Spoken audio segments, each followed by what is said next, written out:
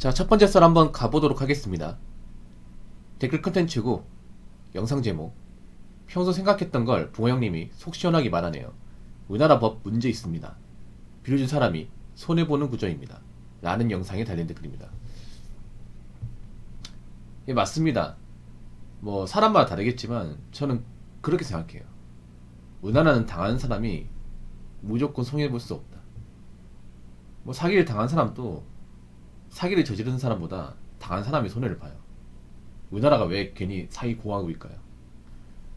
사기를 당해도 그 사기당한 금액을 제대로 돌려받는 경우는 많지 않습니다. 그 피해 금액이 보전이 안 돼요. 그리고 개인적으로 좀 싫어하는 게 뭐냐 하면, 우리나라는 빌려준 사람보다 빌린 사람이 갑이에요. 쉽게 말해 채권자보다 채무자가 갑입니다. 여러분도 아시겠지만 그 채무자분들이 좀 기본적으로 문제를 많이 일으키죠. 채권자는 문제를 일으키는 경우가 없어요.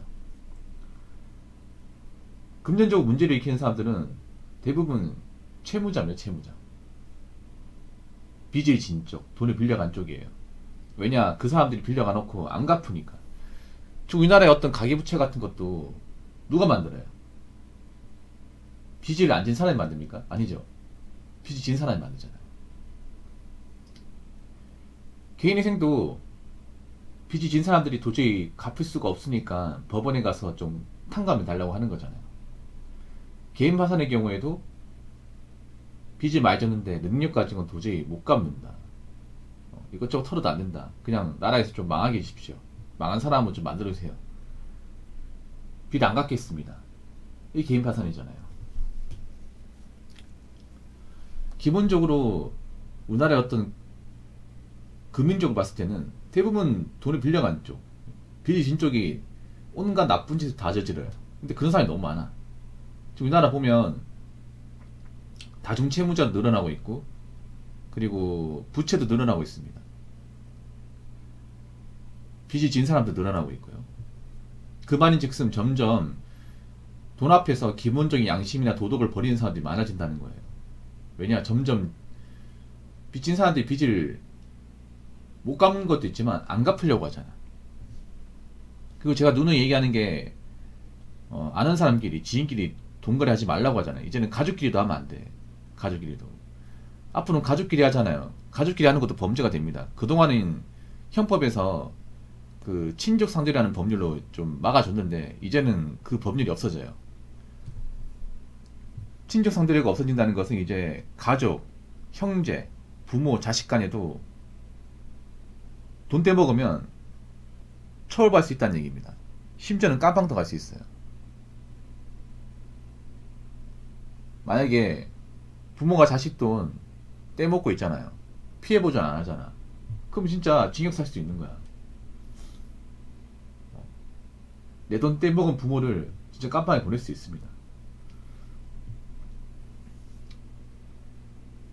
우리나라 보면 좀 웃긴 게 뭐냐 하면, 전 개인적으로 정말 싫어하는 게 개인회생이에요. 개인회생.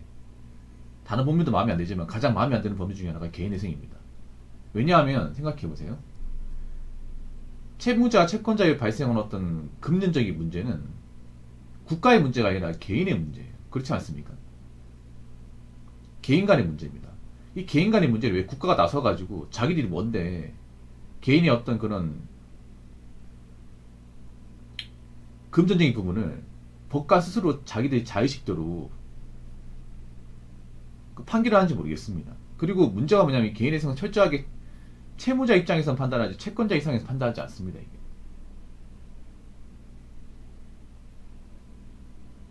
그러면 피해자가 누가 돼요? 채권자가 되는 거 아니야? 채권자는 예를 들어서 한 1억 5천만 원 빌려줬어요. 근데 이 사람 사정이 이렇다고 개인이 신청을 했어. 법원에서 그 사람이 어떤 여러 가지 상황을 다 보고 나서, 이 사람이 1억 5천 원 못 갚겠네. 그러면 채권자야, 너 1억 5천 빌려줬지? 다 받지 말고 한 5천만 원 받아라. 너 5천만 원 갚을 수 있지? 그럼 매달 한 100만 원씩 꼬박꼬박 갚아 나가라. 판결 딱. 이게 과연 맞는 걸까, 이게? 이런 개인회생 같은 좀 법률이 생기다 보니까 이 채무자의 점점 양심을 져버리잖아. 왜냐, 뭐 자신들이 빚을 많이 져가지고 못 갚기 싶으면 그냥 뭐 개인회생 받은 그만이지, 이런 말 쉽게 하잖아요. 이게 정상이에요, 여러분. 자기들이 스스로 빚을 만들었죠. 누가 시켰어요, 여러분? 누가 강요했습니까? 강요한 거 전혀 없잖아요. 자기들이 앞가리 못해가지고 처신 똑바로 못해서 채무가 발생한 건데, 그것도 제대로 안 갚는 건데 개인회생 때문에 더 안 갚으려고 하는 거잖아 이게. 그럼 계속 손해보는 채권자들이 많이 생기는 거 아닙니까? 그래서 저는 빚을 진 사람들을 좋게 안 봅니다. 좋게 안 봐요. 뭐 살다 보면 빚질 수 있고 신세질 수 있다고 하지만 점점, 잘 들으세요, 채무자 이미지는 점점 떡락을 합니다. 떡락. 계속 내려갑니다. 본인 사정이 어떻든 처지가 어떻든 사업이 어떻든 간에 그런 거 신경 안 쓰고 앞으로는 채권자가 아니라 채무자인 신분 하나로 앞으로 사회에서 마이너스가 심하게 될 겁니다. 이제 여러분도 있잖아요. 누구한테 돈 빌려가 놓고 떼먹으려고 하지 마십시오. 앞으로 있잖아요. 잘 들으세요. 앞으로 다른 채무자 늘어나가잖아. 그럼 채무자의 이미지 자체가 진짜 떡락을 해. 사람을 안 봐준다고. 이제 밥도 같이 안 먹으려 할 때 일도 같이 안 하려고 할 거야, 회사에서. 생각해봐. 빚진 사람이 회사에 공헌을 많이 할까? 아니면 빚 안 지고 성실하게 일하는 사람이 공헌을 많이 할까? 당연히 후자 아닙니까? 앞으로 기업에서 좀 채무 관계도 안 좋은 사람들 있죠. 신용도 안 좋은 사람들을 많이 걸러낼 겁니다. 굳이 군기관이 아니라 하더라도. 그만큼 있잖아요, 여러분. 잘 들으세요.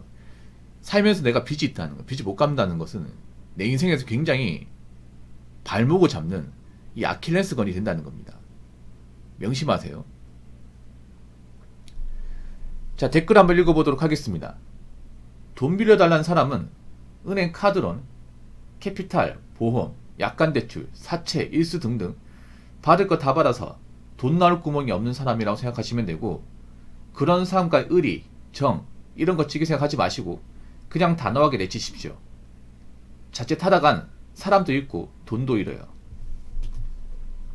그렇죠. 보통 개인한테 돈을 빌리는 사람들은 뭐 사람마다 다르겠지만 대부분은 갈 때까지 갔을 확률이 높습니다. 뭐 친한 친구나 아니면 직장 동료가 한 10만 원만 빌려줘 라고 생각할 수 있잖아요. 그러면 이 사람이 뭐 어차피 직장 다니니까 10만 원 갚겠네 이렇게 생각할 수 있지만 이 생각을 해야 돼. 아니 어떻게 이게 직장을 다니면 월급 나오는데 뭐 이 사람이 나나 월급쟁이고 받는 거 똑같은데 왜 이 사람은 돈이 없고 나한테 돈을 빌리는 걸까? 이런 합리적인 추론을 해야 됩니다, 여러분. 그렇지 않나, 여러분? 나도 월급 많지 않은데 그래도 나만 소물린 적 없고 어떻게든 모으고 있는데, 근데 이 사람은 단돈 10만 원이 없어가지고 나한테 빌리네. 도대체 어떻게 된 거야? 그 돈 다 어디 갔을까? 어디 갔겠냐? 이상한 데 날려먹었으니까 없는 거잖아요. 그리고 보통 돈을 빌리려면 은행 가면 되잖아, 은행. 근데 은행 안 가고 왜 나한테 왔을까? 혹시나 은행에서 이제 더 이상 많이 빌려가지고 빠꾸 먹은 거 아닐까? 아니면 이미 다른 곳에 대출 다 받아가지고 더 이상 돈 나올 데가 없는 거 아닐까? 아니면 다른 지인들한테도 돈을 빌려달라고 부탁을 했는데 다 벤당해가지고 거절당해서 나한테 온 거 아닐까? 이 생각을 해봐야 돼요, 여러분. 이렇게 생각해보면 사람이 달리 보여요. 야, 이 사람 좋은 사람인 줄 알았는데 문제가 많구나. 야, 그동안 나 모르게 헛짓거리 많이 했네. 야, 이런 사람하고 내가 같이 엮일 뻔했네. 야, 이 사람이 그렇게 안 봤는데. 이렇게 생각할 수 있는 겁니다, 여러분.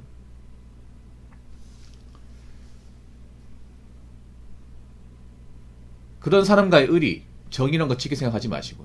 여러분, 정의리 같은 거 있잖아요. 정의리라는 거는 정말 사람 된다면 됐고 앞가림을 잘하는 사람에 한해서 정과 의리가 있는 것이지, 기본적으로 사회적 문제 일으키고 뭐 하나 제대로 된 거 없는 사람한테 정의리는 아무 쓸모 없습니다. 여러분이 우리가 생각을 해야 될 게 있습니다. 무조건 친구다고 오래 봤다고 정의리 이거 좋은 거 아니에요. 정의라는 건 낱말하시면 안 돼. 특히나 기본적으로 뭔가 사람의 어떤 행동이나 인성이 문제 있잖아. 아니면 신분에 문제인 사람. 그런 사람한테 정을이 쓰면 안 됩니다. 정을이라는 것도 사람을 봐가면서 그 사람이 어떤 사람인지 제대로 분별하면서 따져 봐가면서 줘야 됩니다. 우리나라 사람들이 좀 보면 문제가 뭐냐면 굉장히 감성적인 사람들이 많아서 정이면 다 봐주려고 그래요. 근데 앞으로 이 정문화도 받게 되는 게 정말 괜찮은 사람들, 문제가 없는 사람들한테 정과 의리 줘야지. 하자가 많고 여러 가지 문제를 많이 키는데 오래 봤다고, 같은 학교 나왔다고, 친구라고 그런 이유만으로 정의리 관계 유지하시면 안 돼요. 그딴 점 필요 없습니다. 필요 없어요. 오히려 그런 게 악수가 돼요. 괜히 이상한 사람 엮여가지고 동관계 하잖아. 그럼 계속 발목 잡히는 거야 이게. 보기 싫어도 봐야 되고. 차라리 안 보고 안 만나는 게 낫지. 자, 잘 들으십시오. 채무자분들. 앞으로 채무자 이미지가 정말 지하 땅끝말까지 추락할 겁니다. 경기 어려우니까. 알 수 없는 번호. 자, 그래서 여러분 잘 들으셔야 되는 게 앞으로 본인들이 채무자 생각하시면 어떻게 돈 떼먹을 생각하지 마세요. 돈 떼먹는 순간 이제 사회든 인간관계든 다 오십니다. 아시겠죠? 자, 이상으로 첫 번째 썰 마치도록 하겠습니다.